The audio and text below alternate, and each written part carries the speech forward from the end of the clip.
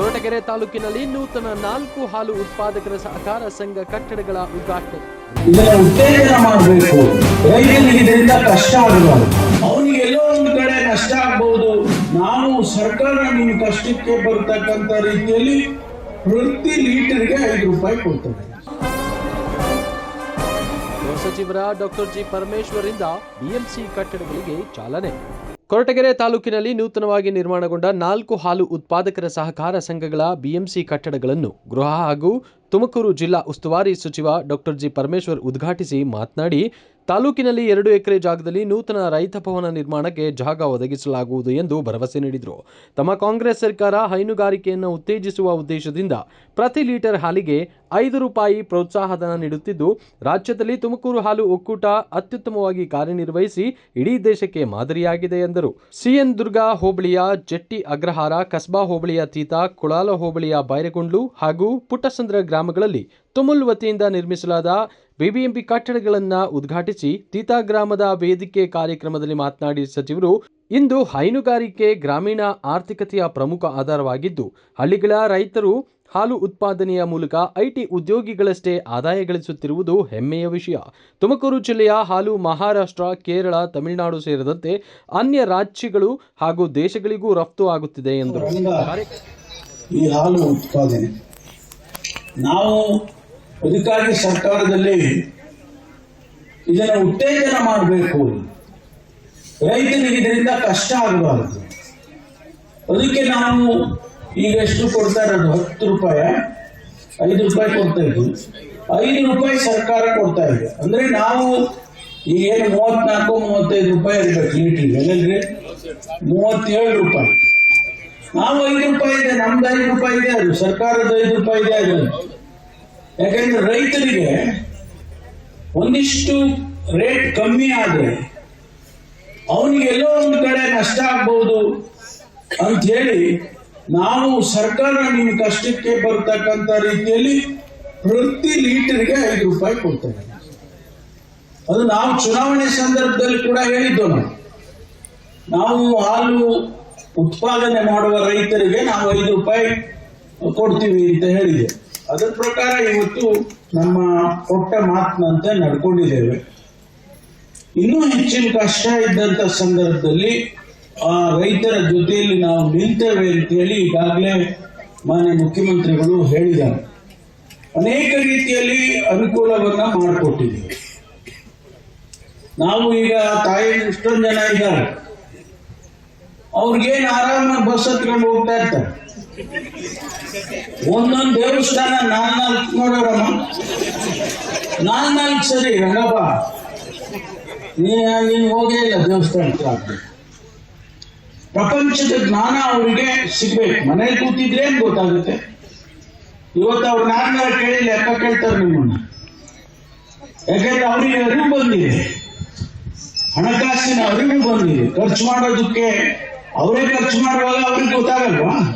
ಕಾರ್ಯಕ್ರಮದ ದಿವ್ಯ ಸಾನ್ನಿಧ್ಯ ವಹಿಸಿದ್ದ ಡಾಕ್ಟರ್ ಹನುಮಂತನಾಥ ಸ್ವಾಮೀಜಿ ಮಾತನಾಡಿ, ಹೈನುಗಾರಿಕೆಯಿಂದ ಅನೇಕ ರೈತ ಕುಟುಂಬಗಳು ಬದುಕನ್ನು ಕಟ್ಟಿಕೊಂಡಿದ್ದು 200ರಿಂದ 300 ಬಡ ಹೆಣ್ಣು ಮಕ್ಕಳ ಶಿಕ್ಷಣಕ್ಕೆ ಹಾಸ್ಟೆಲ್ ವ್ಯವಸ್ಥೆ ಕಲ್ಪಿಸಿ ತುಮುಲ್ ಕಳಂಕರಹಿತವಾಗಿ ಕಾರ್ಯನಿರ್ವಹಿಸುತ್ತಿರುವುದು ನಮ್ಮ ಹೆಮ್ಮೆ ಎಂದರು. ಅರ್ಥಪೂರ್ಣವಾದ ಕಾರ್ಯಕ್ರಮ. ಇವತ್ತು ಹೈನುಗಾರಿಕೆಯಿಂದ ಎಷ್ಟೋ ರೈತ ಕುಟುಂಬಗಳು ಇವತ್ತು ತುಂಬಾ ಬದುಕನ್ನು ಕಟ್ಕೊಳ್ತಾರೆ. ಸಾಕಷ್ಟು ಸಂದರ್ಭಗಳಲ್ಲಿ ಮನೆಗಳಲ್ಲಿ 1-2 ಹಸುಗಳನ್ನು ಕಟ್ಕೊಂಡ್ಬಿಟ್ರೆ ಒಬ್ಬ ಸಾಫ್ಟ್ವೇರ್ ಇಂಜಿನಿಯರ್ ನಮ್ಮ ಮನೆಗೆ ದುಡಿದಷ್ಟು ಹಣ ನಮ್ಮ ಕುಟುಂಬಕ್ಕೆ ಬರುವಂಥದ್ದು ನಮಗೆಲ್ಲರೂ ಕೂಡ ಅರ್ಥ ಆಗಿದೆ. ಯಾರಿಗೆ ಎಷ್ಟೋ ಸರ್ಕಾರಿ ನೌಕರಿಗಳಲ್ಲಿ ಬೇರೆ ಬೇರೆ ಇಲಾಖೆಗಳಲ್ಲಿ ಸಂಬಳ ಬರುತ್ತೆ, 2 ತಿಂಗಳು ಕೊಡ್ತಾರೋ ಕೊಡಲ್ವೋ, ಟ್ರಾನ್ಸ್ಫರು, ಪ್ರಮೋಷನ್ ಬೇರೆ ಬೇರೆ ಇದ್ರೂ ರೈತ ತನಗೆ ತಾನೇ ಎಲ್ಲವೂ ಕೂಡ ಆಗಿರ್ತದೆ. ವಾರಕ್ಕೆ ಪೇಮೆಂಟ್ ಇಷ್ಟು ಬದುಕಿನಲ್ಲಿ ನೆಮ್ಮದಿ ಸಿಗ್ತದೆ. ತುಂಬಾ ಜನಗಳು ಹೇಳ್ತಾರೆ, ನಾನು ಎಲ್ಲ ಸಂದರ್ಭಗಳಲ್ಲಿ ಹೇಳ್ತೀನಿ, ಬಹುತೇಕ ಇಡೀ ರಾಜ್ಯದಲ್ಲಿ ಕಳಂಕರಹಿತವಾಗಿ ಯಾವುದೋ ಒಂದು ಒಕ್ಕೂಟ ಸಂಸ್ಥೆ, ಹಾಲಿನ ಒಕ್ಕೂಟ ಕೆಲಸವನ್ನು ಮಾಡ್ತಾ ಇದೆ ಅಂತ ಹೇಳಿದ್ರೆ ಅದು ನಮ್ಮ ತುಮಕೂರಿನ ಹಾಲು ಒಕ್ಕೂಟ ಅಂತ ಹೇಳಿ ನಾನು ಹೆಮ್ಮೆಯಿಂದ ಹೇಳಲಿಕ್ಕೆ ಬಯಸ್ತೇನೆ. ಇವತ್ತು 100 ಕೋಟಿಗಳನ್ನ ಹೆಚ್ಚು ಲಾಭವನ್ನು ಹೊಂದಿರುವಂತಹ ಒಂದು ಸಂಸ್ಥೆ ಬರೀ ದುಡ್ಡನ್ನ ಮಾಡಬೇಕು, ನಮ್ಮ ಸಂಸ್ಥೆಯಲ್ಲಿ 200 ಕೋಟಿ ಇದೆ, 300 ಕೋಟಿ ಇದೆ ಅನ್ನೋದಕ್ಕಿಂತ ಹೆಚ್ಚಾಗಿ ತುಮುಲ್ ಅಧ್ಯಕ್ಷ ಹಾಗೂ ಪಾವಗಡ ಶಾಸಕ ವೆಂಕಟೇಶ್ ಮಾತನಾಡಿ, ರೈತ ಭವನಕ್ಕೆ ಜಾಗ ಗುರುತಿಸಲು ಜಿಲ್ಲಾಧಿಕಾರಿಗಳಿಗೆ ಗೃಹ ಸಚಿವರು ಸೂಚನೆ ನೀಡಿದ್ದು, ನಿರ್ಮಾಣಕ್ಕೆ 10 ಕೋಟಿ ರೂಪಾಯಿ ಬಿಡುಗಡೆ ಮಾಡುವ ಭರವಸೆ ಸರ್ಕಾರ ನೀಡಿದೆ ಎಂದರು. ಅಧ್ಯಕ್ಷನಾದ 15 ದಿನದಲ್ಲೇ ಸರ್ಕಾರದಿಂದ 100 ಕೋಟಿ ರೂಪಾಯಿ ಅನುದಾನ ಬಂದಿದ್ದು, ನಷ್ಟದ ಸಂದರ್ಭದಲ್ಲಿ ನೀಡಿದ್ದ ಪ್ರೋತ್ಸಾಹ ಧನವನ್ನು ಹಿಂಪಡೆದು ಲಾಭ ಬಂದ ತಕ್ಷಣ ರಾಸುಗಳಿಗೆ ವಿಮೆ, ಮಿಲ್ಕಿಂಗ್ ಮಿಷನ್ ಸೇರಿದಂತೆ ರೈತರಿಗೆ ಹಲವು ಸೌಲಭ್ಯಗಳನ್ನು ಒದಗಿಸಲಾಗಿದೆ. ಜಿಲ್ಲೆಯಲ್ಲಿ ದಿನದ ಹಾಲು ಉತ್ಪಾದನೆ 7 ಲಕ್ಷ ಲೀಟರ್ನಿಂದ 10 ಲಕ್ಷ ಲೀಟರ್ಗೆ ಏರಿಕೆಯಾಗಿ ಮುಂದಿನ ದಿನಗಳಲ್ಲಿ 15 ಲಕ್ಷ ಲೀಟರ್ ಸಾಮರ್ಥ್ಯದ ಮೆಗಾ ಡೈರಿಯನ್ನು ಶೀಘ್ರದಲ್ಲೇ ಉತ್ಪಾದಿಸಲಾಗುವುದು ಎಂದು ತಿಳಿಸಿದರು. ನಿರ್ದೇಶಕರಾದಂಥ ಸಿದ್ದರಾಮಯ್ಯ ಅವರೇ ಹಾಗೂ ನಮ್ಮ ತುಮಕೂರು ಮುಖ್ಯವಾಗಿ 4 PMCಗಳನ್ನು ಇವತ್ತು ತೀತಾ ಗ್ರಾಮದಲ್ಲಿ ಉದ್ಘಾಟನೆ ಮಾಡಿದ್ದಾರೆ. ಅದೇ ರೀತಿ ರೈತ ಭವನಕ್ಕೆ ಸಾಹೇಬರ ಆದೇಶವನ್ನು ಕೊಟ್ಟಿದ್ದಾರೆ. ಆಗಲೇ 10 ಕೋಟಿ ಹಣವನ್ನು ಮಂಜೂರು ಮಾಡಬೇಕು. DC ಮೇಡಮ್ ಅವ್ರಿಗೆ ಹೇಳಿದ್ದಾರೆ, ಆಮೇಲೆ ಅಶ್ವಥ್ ಅವ್ರಿಗೆ ಹೇಳಿದ್ದಾರೆ. ಈಗ ಜಾಗ ನೋಡ್ಲಿಕ್ಕೆ ಅದು ಕೊಟ್ಟರೆ 10 ಕೋಟಿ ಹಣವನ್ನು ಅತಿ ಶೀಘ್ರದಲ್ಲೇ ಸಾಹೇಬರು ಅದಕ್ಕೆ ಶಂಕುಸ್ಥಾಪನೆಯನ್ನು ನೆರವೇರಿಸುತ್ತಿದ್ದಾರೆ.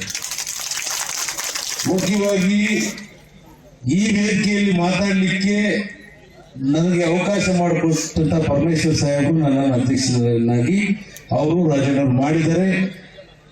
ಅವರಿಗೆ ಒಳ್ಳೆ ಹೆಸರನ್ನ ತಂದು ಕೊಡುವ ಕೆಲಸವನ್ನ ನಾನು ಪ್ರಾಮಾಣಿಕವಾಗಿ ತುಮಕೂರು ಹಾಲು ಒಕ್ಕೂಟದಲ್ಲಿ ಮಾಡ್ತಾ ಇದ್ದೀನಿ. ನಮ್ಮಲ್ಲಿ ನಾನು ಅಧ್ಯಕ್ಷನಾಗಿದ್ದ 15 ದಿವಸದಲ್ಲಿ 100 ಕೋಟಿ ಲಾಭ ಬಂತು ನಮ್ಮ ತುಮೂಲಿಗೆ. ಅದರ ಪ್ರಯುಕ್ತ ನಾವು ರೈತರಿಗೆ 2 ರೂಪಾಯಿ ಪ್ರೋತ್ಸಾಹ ಧನವನ್ನ ಕೊಡ್ತಾ ಇದ್ವಿ. ನಮ್ಮ ರಾಜ್ಯದಲ್ಲಿ ರೈತರಿಗೆ ಮುಂದಿನ ದಿನಗಳಲ್ಲಿ ತಿರ್ಗಾ ನಮ್ದು ಹಣಕಾಸಿನ ಏರುಪೇರು ಆಗ್ತಾ ಇರೋ ಸಂದರ್ಭದಲ್ಲಿ 2 ರೂಪಾಯಿನ ವಾಪಸ್ ತಗೊಂಡ್ವಿ. ತಿರ್ಗಾ ಮುಂದೆ ಏನಾದರೂ ಲಾಭ ಬಂದರೆ ನಿಮ್ಮ ರೈತರ ಪರವಾಗಿ ಅನೇಕ ರೀತಿಯ ನೋಡಿ.